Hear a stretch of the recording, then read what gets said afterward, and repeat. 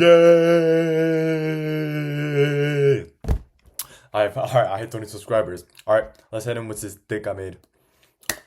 Alright, 20 whole subscribers. Let's go. You know what? I'm pretty happy with 20 subscribers. Honestly, when I first started the channel, I thought I'd get like no subscribers, like at all. But um, unfortunately I got 20 subscribers. So I'm really happy about that. Oh, I probably could have logged up there, but it's whatever. Yeah, but then oh, all right, let's go here. Yeah, but 20 subscribers, that's crazy, man. Like, I'd be pretty happy. I mean, like in real life, I'm pretty happy if if just one person says like, "Hey, I like what you're doing," and I'm like, "Oh wow, thanks." Like if a single person comes up to me and they're like, "Hey, I like your work, man." I'd be really happy, honestly. I'd be like, "Whoa, thank you, man." And like if five people would came up to me and said, "Man, you're doing a great job," dude, I'd be super happy. I'm like, "Whoa, am I popular?" Whoa. I got fans. Now, if 20 people say I'm doing something good, I'm like, wow, that's awesome, man. Thank you. Yeah, so, oh my goodness. Holy smokes. All right, I'll do that. And then I put a Skeleton King there. Yeah, but I was pretty happy. 20 subscribers. Thank you guys. Thank you to all 20 people who subscribed. All right. I have a story today. I have a pretty awesome story today. But before I talk about stories, I think I should talk about like comments. So I've seen a lot of creators they like respond to their comments that they get, and then I read all of your comments. So I read every single one, and I try and um I don't know try and engage to the comments through the video instead of actually commenting. But then I realized the reason I do that is because I don't really know how to like respond to the comments in like kind of a funny way. But then since this is a bit earlier on the video, I want to ask, would you guys like it if I like responded more to comments to let them know? Because on other people's videos, I like definitely comment because I have something I want to say. But then on my videos, I have like I'm not too sure how to respond other than like talk about it in the video. Holy good sneaky barrel from him. Yeah, but yeah, just comment down below what you guys would want me to do for comment. Just like leave it there, or should I actually like respond? I don't know. We'll see. And then yeah, the comments are out of the way, and then oh yeah, I started making shorts, and then let's log here. I started making shorts. It's kind of like I start screaming at the screen, and I start screaming at a video. I show gameplay, and then it's so cringy, but then it's kind of funny, so I make them. But then the very first comment I got for my shorts was this video isn't funny, bro. With the little frown emoji. I thought that was really funny. Yeah, and then oh yeah, I also want. I keep no, I fell for it. No way. Yeah, but I also wanted to say like I don't know what was I gonna say. Oh, I was gonna talk about the story. So I was watching this one hog right there. I was watching this one video, YouTuber's video. He was the guy who he made ranking all the Ken something. Ranking oh please don't Dark Goblins no. But he was talking about ranking all the different Kens kind of the guy. He had the little goblin profile.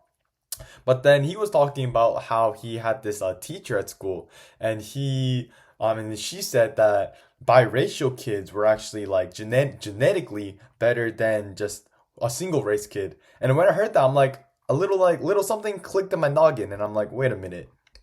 I actually had a book club leader. Well, so a couple years back when I was like fifth grade, sixth grade or something, it was during COVID, so everyone wore masks. I don't know why I said that, but back then we had something called book club for kids, and then basically what would happen was this one like English major or some I don't know some teacher, some adult, she would be leading.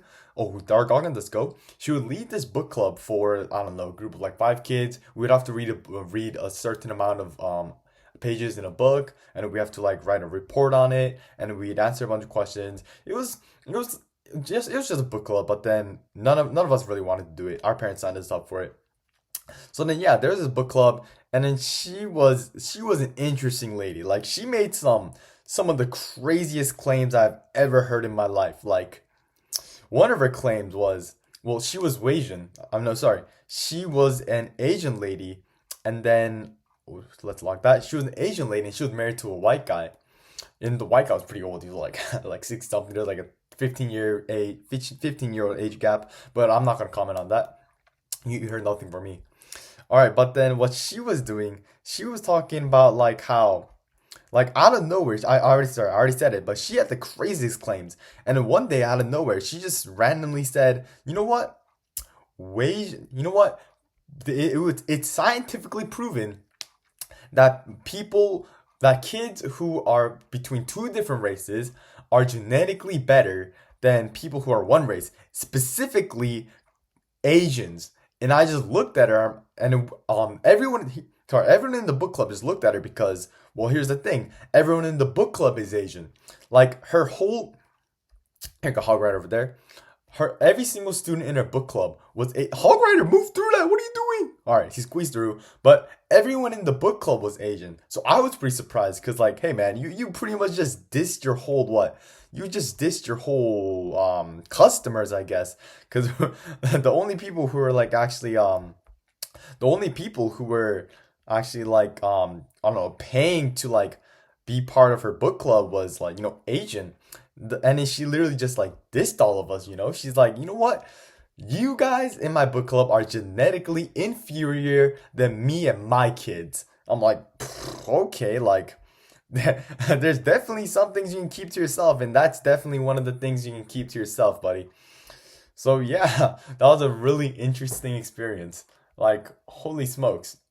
You did not have to talk about that. And actually, let's play another game because I have another story. Actually, there was another time other than the book club. Talking about book club like teachers, actually talking about teachers in general. Way back in what fourth grade, yeah, fourth grade. Fourth grade, it was fourth grade was before the book club thing. And fourth grade, I had this one math teacher, this one blonde old math teacher. She was single because she had the worst attitude of all time. Holy. But it was like, here's the thing though. I felt kind of alone because I felt alone in the fact that in the thought that I thought she was a bad teacher. Because here's the thing, she treated other kids so well, like so well. In fact, I heard some kids say she was like the best teacher of all time. I'm like, whoa, whoa, whoa, what are you saying, guys? And then like the only people who like I don't the only people who saw like how much of a bad like person she was were like the people in my class, because even like the elementary kids, even us back then, we could tell that like she was straight up bullying me. It was crazy, man. So then what happened was, oh no, hog rider. All right, can I lock that? Or let's lock that. But what happened was, on a day-to-day basis, she would pick on only me, and that was crazy, man. Like math teachers, I thought they like in my most of my experience, most of my life experience has been, if you're good at math, then math teachers love you. Like my fifth grade math teacher, he glazed me because I was good at math. Maybe it's because I was Asian, who knows? But yeah. But then this fourth grade math teacher, she was a bad person, man. Like she would pick on me. She would send me to detention. Like just me too, not some other kids. She would, I could have activated King Tower. Oh, horrible, horrible placement. But it's whatever. She would like whenever I didn't do my homework, she would stick out. She would stick me out, and she'd be like, "Hey, you, why didn't you do your homework?" And she like berate me for like what the whole class time, like 10 minutes. No, sorry, not the whole class my time, but like 10 minutes. And as a kid, that felt like a really long time.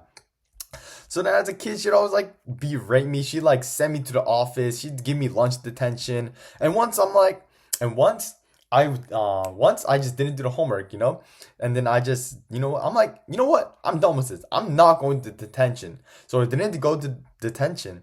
And normally what teachers do, they like stay in their classroom. They stay in the classroom eating whatever like lunch they have, right? But this math teacher, she snuck out. No, she went out of her little pesky classroom and then walked out all the way to the office. And it was a pretty considerable distance. She walked out all the way to the office just to check if I was there. And then seeing that I wasn't there, she ran over to the lunch court where all the elementary kids were, and then she ratted me out in front of all my friends. And this was a special day too. It was like oh yeah, here's what made it so much worse. It was like oh my, he protected me. Holy.